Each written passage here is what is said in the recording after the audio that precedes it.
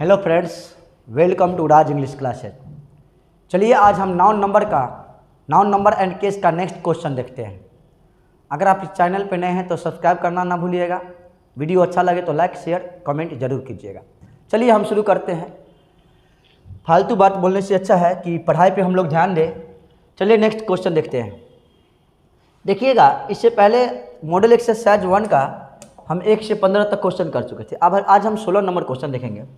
All individuals are different so they are tested vary from one in other. ध्यान दीजिएगा, different है और from दिया गया, मतलब तुलना कर रहा है। एक व्यक्ति के गुण या उसकी तुलना दूसरे से कर रहा वेयर टेस्टेड। तो आपको पता है जब भी तुलना करते हैं ना तो बराबरी वाले केस में करते हैं।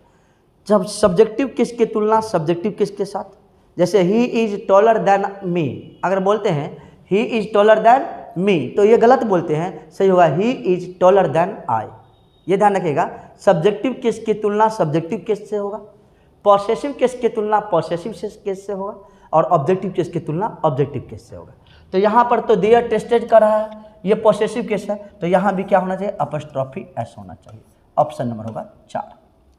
नेक्स्ट क्वेश्चन देखिएगा, कर रहा है ऑल द चिल्ड्रेन। अब ध्यान दीजिएगा, ऑल के बाद आने वाला नाउन क्या होता है, प्लूरल। ऑल के बाद आने वाला नाउन प्लूरल, तो ऑल द चिल्ड्रेन कर रहा है तो प्लूरल है, have assembled on the ground and are waiting for the principals to come. अब कोई कह रहा है कि all the children have assembled on the ground, मतलब सभी बच्चे जो है ना ग्राउंड पे एकत्र हुए और इंतजार कर रहे हैं प्रिंसिपल को आने का। तो प्रिंसिपल को आने का, तो प्रिंसिपल टू कम ये गलत हो जाएगा। सही क्या होगा, अगर प्रिंसिपल का आने का तो हम लिखेंगे द प्रिंसिपल पल लगाएंगे अपॉस्ट्रोफी एस, कॉम के जगह कर देंगे कमिंग। कहेगा ऐसा क्यों, कॉम के जगह कमिंग क्यों, क्योंकि अपॉस्ट्रोफी एस मतलब पॉसेसिव केस बनाने के बाद अगर भाव आता है तो वह V4 में ही आता है, इसलिए होगा प्रिंसिपल का आने का इंतजार। तो यहाँ पर होगा तब प्रिंसिपल्स कमिंग। यहाँ कर रहा है एंड आर वेटिंग फॉर, मतलब इंतजार कर रहा है किसको आने का, प्रिंसिपल का आने का, इसलिए होगा प्रिंसिपल्स कमिंग। ऑप्शन नंबर हो जाएगा 4। चलिए नेक्स्ट क्वेश्चन देखते हैं। लेट यू एंड आई, एक बार से ध्यान दीजिएगा, लेट दिया गया है। तो आपको पता है अगर हम लेट लिखे तो लेट के बाद हमेशा ऑब्जेक्टिव केस आता है। क्या आता है, ऑब्जेक्टिव केस। लेट के बाद कौन केस, ऑब्जेक्टिव केस। जैसे लेट मी गो। एक बात और ध्यान रखिएगा, अगर लेट मी टू गो देंगे ना तो ये गलत हो जाएगा, ये गलत हो जाएगा। क्यों होगा, क्यों गलत होगा, क्योंकि लेट आता है फिर ऑब्जेक्ट आता है फिर V1 आता है, मतलब बेयर इन्फिनिटिव आता है। अगर इन्फिनिटिव आएगा तो गलत हो जाएगा, इसलिए लेट मी टू गो गलत होगा, लेट मी गो होगा। और एक बात और भी जानिएगा, लेट के बाद ऑब्जेक्टिव केस, लेट के बाद ऑब्जेक्टिव केस और लेट के बाद ऑब्जेक्टिव केस के बाद क्या आएगा, V1। क्या आएगा, V1। चलिए ये क्वेश्चन लिखते हैं। लेट यू एंड आई का रहा है, लेट यू एंड आई का रहा है, इसका मतलब आई नहीं, यहाँ क्या होगा, आई का ऑब्जेक्टिव केस मी होगा। V1 दिया गया, कोई दिक्कत नहीं है। To airport to welcome our beloved friend, ठीक है, इसमें कोई एरर नहीं है, सॉरी इसमें एरर है, मी आई के जगह पे मी होगा, इसमें एरर है। नेक्स्ट देखिएगा, he looks more depressed than her but I don't know the reason. अब देखिएगा, ही लुक्स कर रहा है, सब्जेक्ट सिंगुलर है तो सिंगुलर वर्ब होगा, मोर डिप्रेस्ड कर रहा है और दैन कर रहा है, फिर तुलना कर रहा है। ध्यान दीजिए, मोर देन, मोर डिप्रेस्ड देन, तुलना कर रहा है, तो तुलना हमेशा बराबरी वाले केस में करते हैं। अगर हम लिखते हैं he is taller than me, ये गलत हो जाएगा, सही होगा he is taller than I.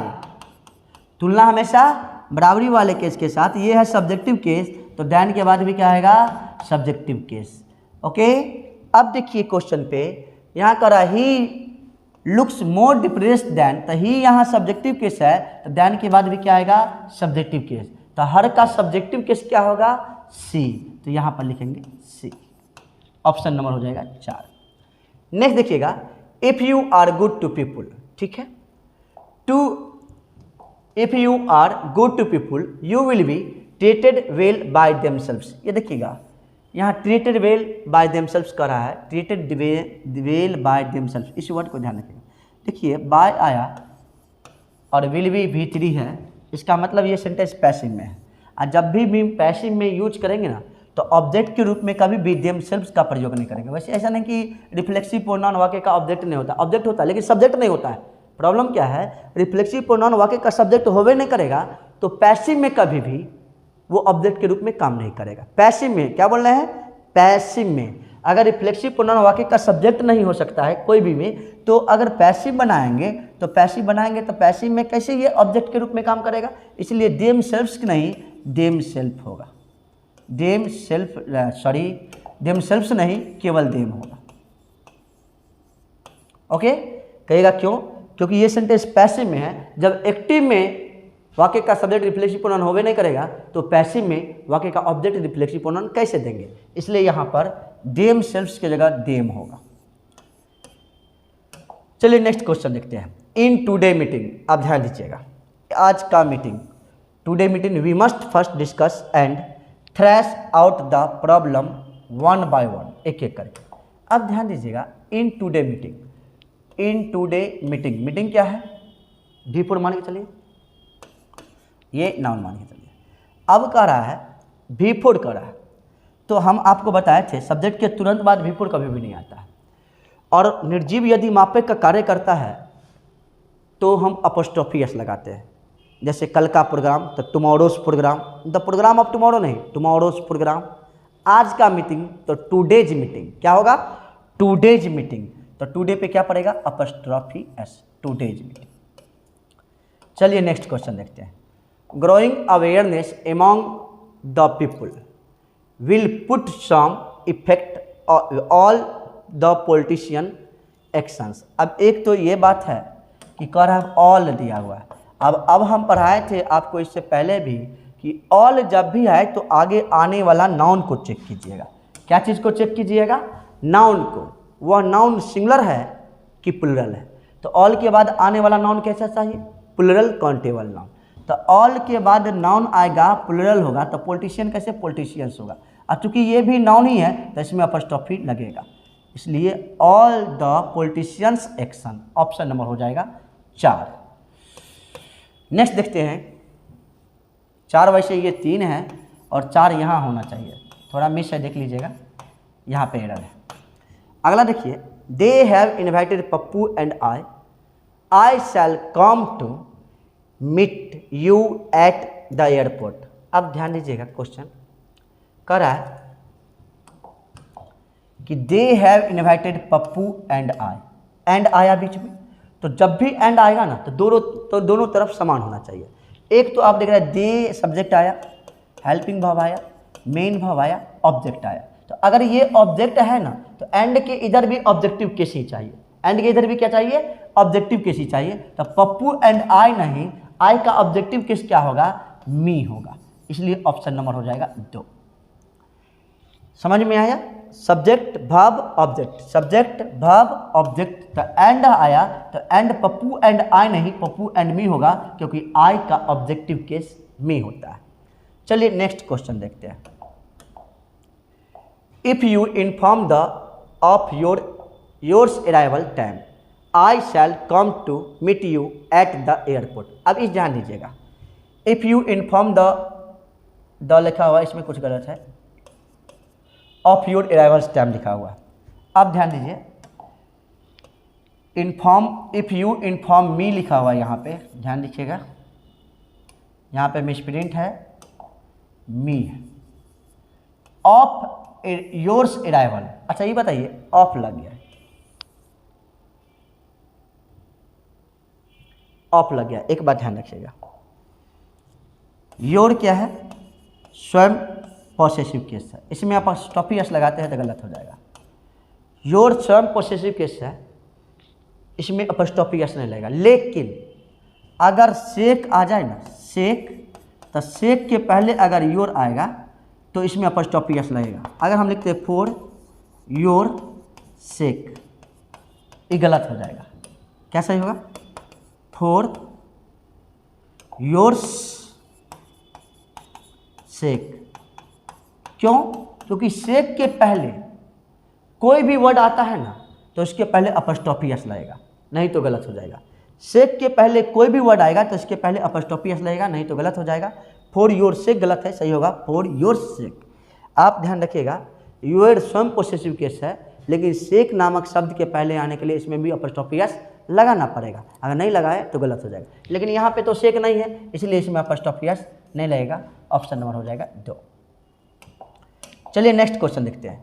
My uncle forced my friend and I करा, ध्यान दीजिए, आई टू स्टे बैक। अब देखिएगा, my uncle forced my friend and I. अच्छा ये बताइए, सब्जेक्ट आया, भाव आया और ये ऑब्जेक्ट है और यहाँ पे एंड आया, तो एंड के दोनों तरफ क्या चाहिए? समान चाहिए। एंड के दोनों तरफ समान, तो यहाँ पर अगर ऑब्जेक्ट है तो यहाँ पे भी तो ऑब्जेक्ट होना चाहिए। तो आई होगा कि मी होगा?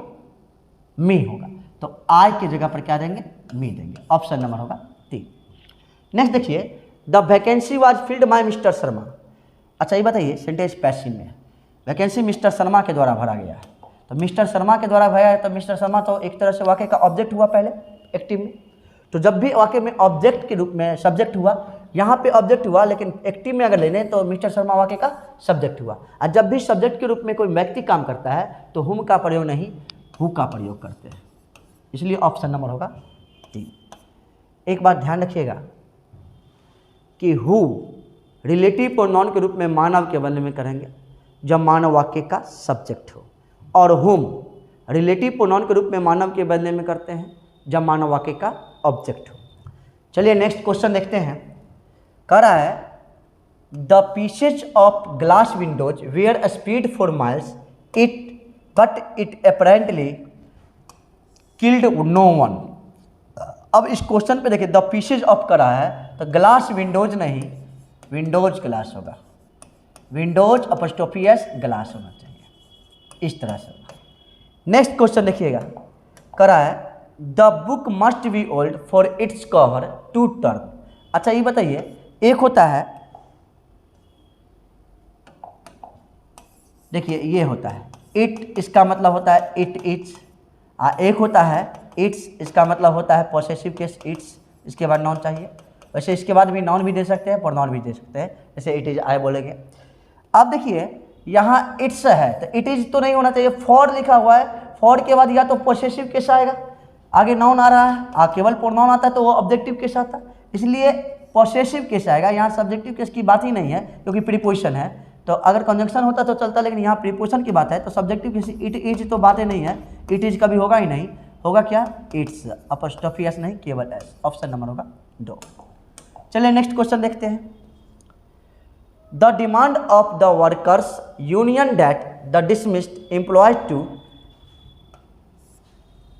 Restated has been accepted by the management. अब इस क्वेश्चन देखिए, the demand of the workers union, ये भी नाउन और ये भी नाउन, तो दो नाउन लगातार एक साथ नहीं आएगा यदि वह कंपाउंड नाउन नहीं हो तो, इसलिए the demand of the workers apostrophe पड़ेगा। ध्यान रखिए, राम कार नहीं, राम्स कार, मोहन्स पेन नहीं, मोहन पेन नहीं, मोहन्स पेन, इसलिए यहाँ पर अपॉस्ट्रोफी एस नहीं लगाएंगे, केवल क्या लगाएंगे?